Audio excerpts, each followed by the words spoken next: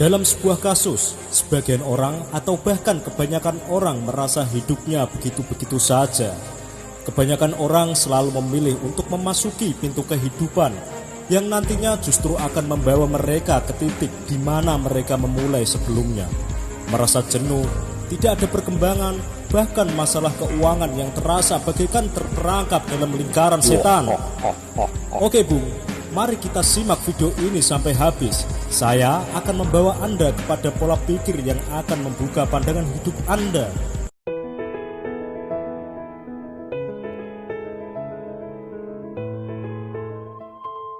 Baik Bung, apakah Anda sudah puas dengan pekerjaan Anda?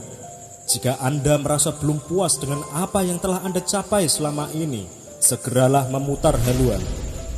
Menurut John Foster, ada dua hal yang perlu dilakukan pada masa sekarang ini.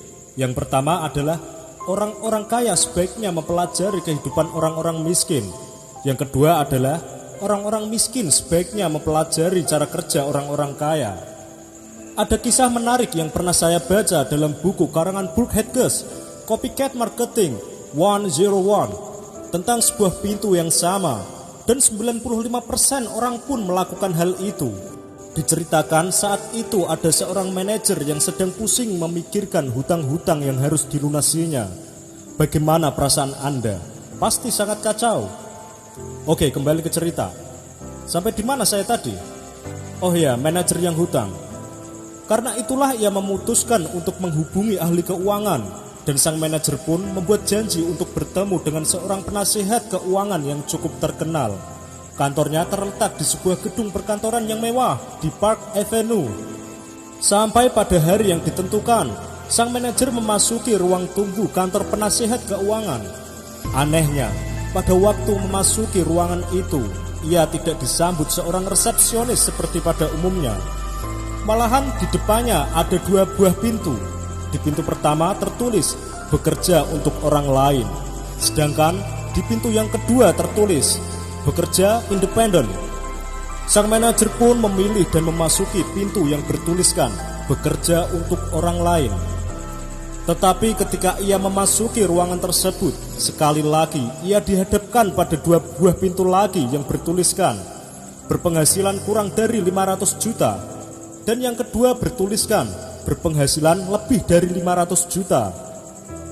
Menyadari penghasilannya kurang dari 500 juta, ia pun memasuki pintu yang bertuliskan berpenghasilan kurang dari 500 juta. Di sini ia dihadapkan kembali pada dua buah pintu.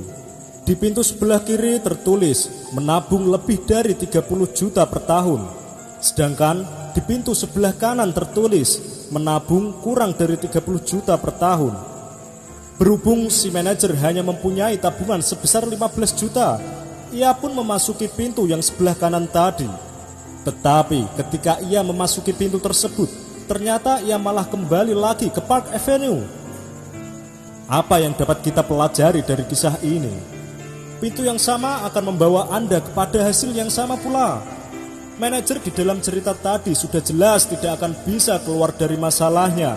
Selama ini, ia enggan mencoba masuk melalui pintu yang lainnya. Pelajaran hidup yang sangat berharga, bahwa pada kenyataannya memang kebanyakan orang bersikap dan bertindak seperti si manajer tadi. Kebanyakan orang selalu memilih untuk memasuki pintu kehidupan yang nantinya justru akan membawa mereka ke titik dari mana mereka sebelumnya. Ia selalu dipermainkan oleh pikirannya sendiri, tidak berani mencoba sesuatu yang baru, takut pada masalah baru, dan akhirnya ia hanya berputar-putar di situ-situ saja dan tidak mau keluar lewat pintu kesadaran. Mereka sadar mereka sedang dipermainkan, dan yang perlu sobat ketahui adalah satu-satunya cara agar ia bisa memperoleh hasil yang berbeda adalah dengan bertekad untuk mencoba memasuki pintu yang berbeda pula. Mengapa bisa begitu? Seperti yang pernah dikatakan oleh mentor atau pembimbing saya, jika Anda terus saja melakukan hal-hal yang selama ini Anda biasa lakukan, maka Anda juga akan terus mendapatkan hasil yang sama dengan yang selama ini Anda dapatkan. Oke sobat, apakah kalian sudah paham? Tonton juga video penjara pikiran dan konsep automatic pilot pikiran. Klik videonya di sini. Semoga apa yang saya sampaikan bermanfaat dan memberikan inspirasi dan motivasi untuk sobat semua. Ikuti terus video-video dari Celah Terang.